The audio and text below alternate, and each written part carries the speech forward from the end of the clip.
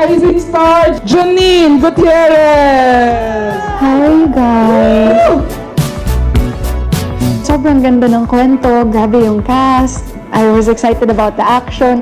Dream ko makork si Ate Jody and si Jericho. So, I'm so grateful talaga. It's something that I've really never done before. Bukod doon, malayo din siya sa kung paano ako sa totoong buhay. So talagang medyo nahirapan ako sa pagtalon kung paano ko ba gagawin at gaganapan itong role ni Iris. I'm excited na, maipakita naman yung ibang klase ng woman versus woman. Thank you so much guys for joining me.